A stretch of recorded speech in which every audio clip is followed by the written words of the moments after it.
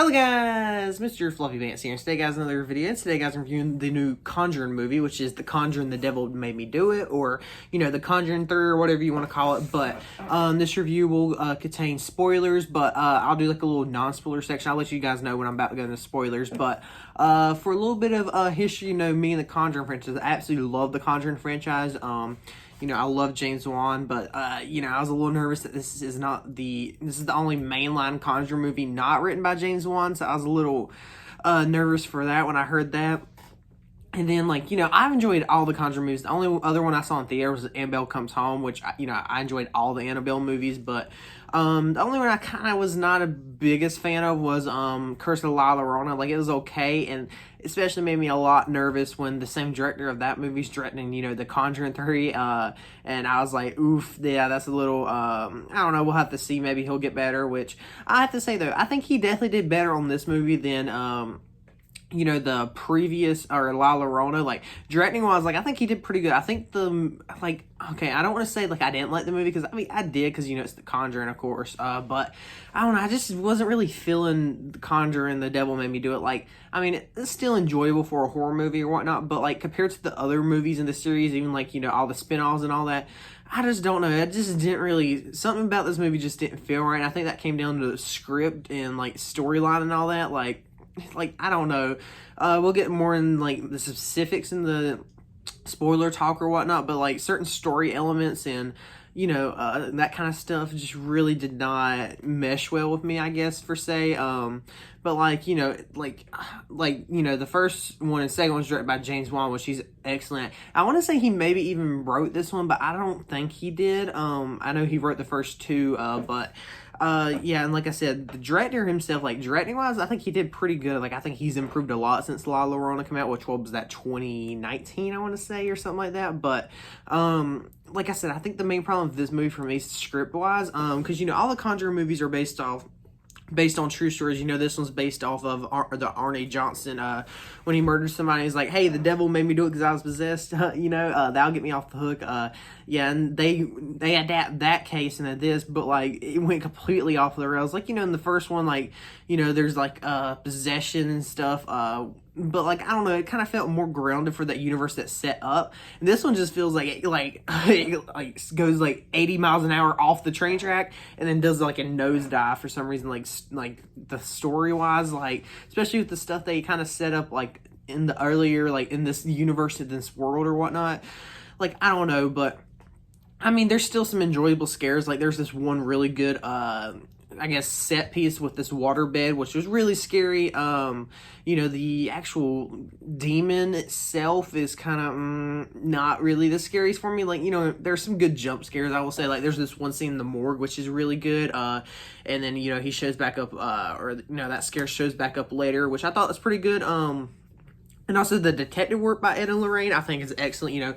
Obviously, Patrick Wilson and Vera Farmiga, excellent in the movie. I love them so much, and I love how even Ed in this movie, Patrick Wilson's definitely aged up a lot in the past, 8 years, but he's definitely looking a lot older in this movie, so is Vera Farmiga. They're definitely starting to look like Ed and Lorraine Warren in real life now, which I think is kind of funny, but, at the beginning of this movie, he's kind of, handicapped, and then that's kind of a little thing throughout the rest of the movie, but in case you didn't know, I think I already said, the main storyline is, he murdered somebody, and then he's got to use this, defense in court, the devil made me do it, or whatnot, which is based off one of their more famous cases, but, I never heard about it until I saw this movie, or, until they announced what this movie was based off of, but, I don't know, it was pretty interesting, but, then they get, all completely off the rails of the based on the true story thing, which, like I said, the first two are kind of, out there already, but, this feels like it went, 100%, more into that direction of, let's fictionalize this as much as possible, add in more story elements here and there,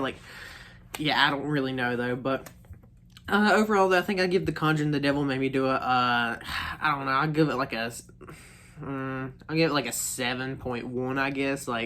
Still enjoyable, just compared to the other movies in the franchise, just not really feeling it for me, but you know, like I said, it's enjoyable. Some good scares in there, but if you guys have not seen it yet, we're going to go into spoilers now, because there's a lot of stuff in here I just want to talk about specifically. But like, okay, so the main part I have with the story thing is, you know, the whole based on a true story thing.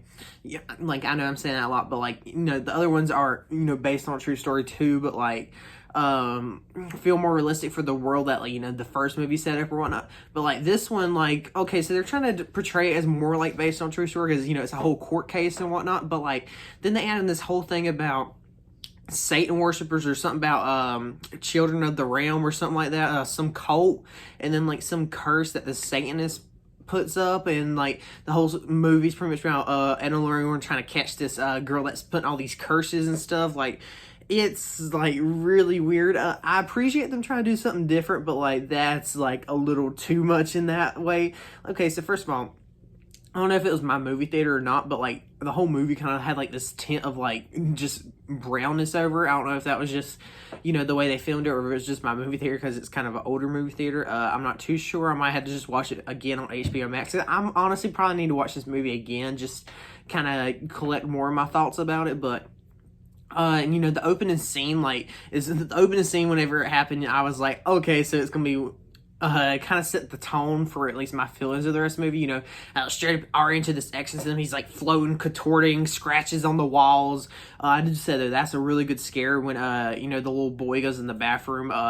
That's a really good scare, I must say. But and then, you know, you get introduced, like, Ed gets his little heart attack or whatnot, and then Arnie Johnson's like, hey, take me instead, blah, blah, blah. And then, you know, the demon kind of goes into him and leaves the little boy David, which I must say, I do like Arnie and David's relationship, how, you know, he's kind of, what would that be considered, not stepbrother, brother-in-law, I guess. You know, because he's, you know, like an older brother pretty much, but, you know, his brother-in-law because he's marrying his sister or whatnot, you know.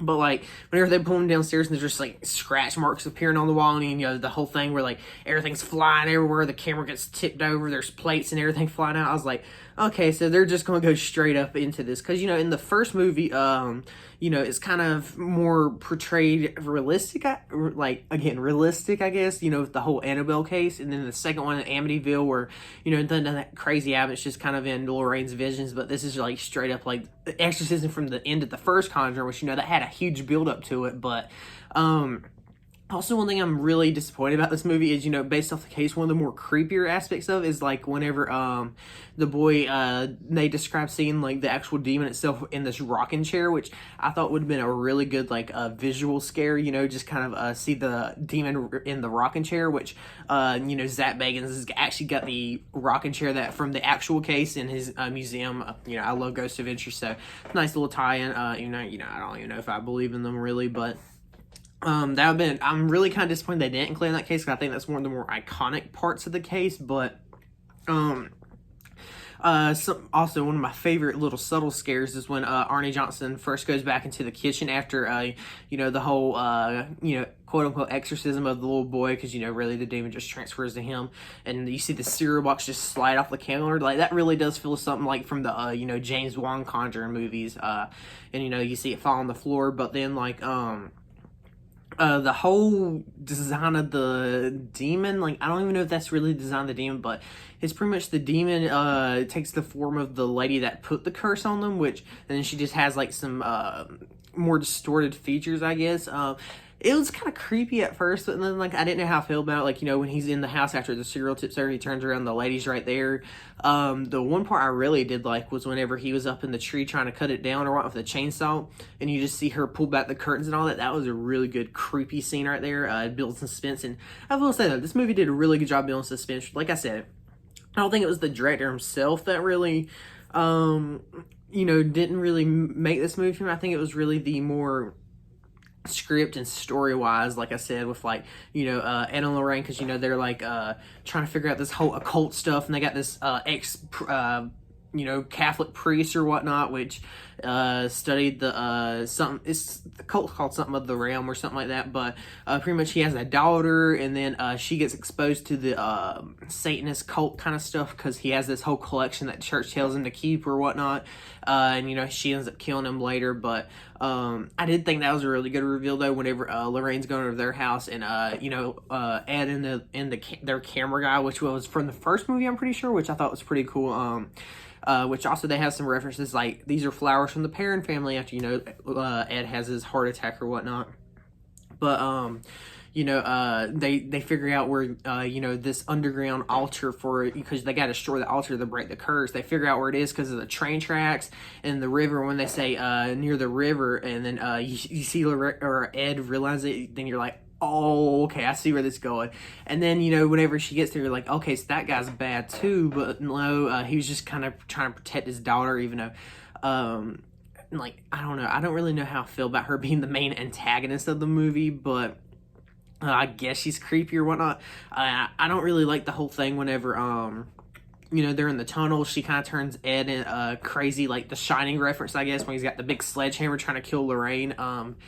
I don't really know how I feel about it. That kind of makes me it really reminded me of Danny in Doctor Sleep when he gets possessed or whatnot, but I don't know, that just kind of felt out of place in this movie. And like I said, the whole underground Satanist cult thing, she's putting like these ram skulls underneath the houses, cursing people, the totems or whatnot, and how she sends one into them in like a flower vase or something. I don't really know how I feel about that, but I did think it was a pretty cool reveal whenever they're like, yeah, the water damage from the bed, and then they're like, that ain't water damage. I think that was a pretty good reveal. Like I said, though, the scares themselves ain't bad. Like, the morgue scene, like, that was terrifying. And then when Ed is kind of, not really hallucinating, but he's being affected into thinking that, she broke into the house and like he almost kills Lorraine with a knife because he thinks it's that dead body from the morgue. That was a pretty good reveal. And then I like I said, I like the detective work they do, like with the other police officer when they go in the woods with the cliff and all that. That was pretty cool. And I love how whenever the officers are trying to test Lorraine's like psychic abilities, they're all like watching. Then after she picks out the right one, you see one of them slip another one because they betted on it. I thought that was pretty funny. That's just pretty good laughs in this movie. But like I said, I think my main problem with this movie, they're still enjoyable parts, very suspenseful, but I don't know. I just really feel like it's mostly that story thing where they're like, hey, we gotta chase the bad guy, cursing everybody, blah, blah, blah.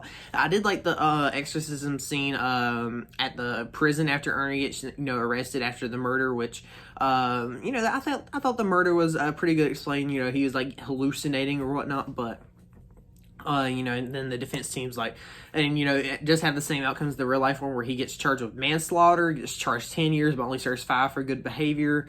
I did, because in this movie they make you kind of, sympathize for him, but I think in real life he was pretty much like an asshole. Arnie Johnson, I'm pretty sure, don't quote me on that, but pretty sure I was watching some video where it's like, yeah, he's pretty much an asshole, but, and then after like the credits start rolling, you get like real life footage and like recording of like the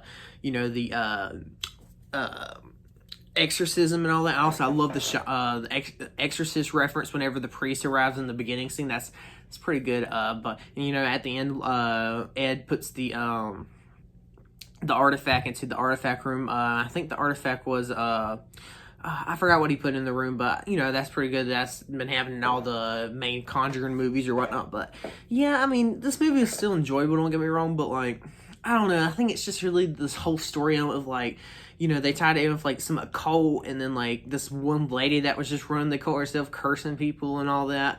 I did like whenever the demon comes back and it's pretty much her, the distorted form of her the demon took on, and like takes her soul, and Ed's just standing there like, yeah, the demon's gotta take a soul or whatnot, and I mean, I don't really know. Something about this movie just didn't do it for me. I think it was I don't really think it was the director. It might have been, but so far he don't really have a good track record with me, at least. La Llorona, it was entertaining, and just like this movie, it's entertaining, but like, I don't know if I want to go back and watch it again, but kind of want to go back and watch this movie just to see if my thoughts really are like that on it, or am I just kind of, over exaggerating my thoughts about the whole plot of the movie, which I did not really find too,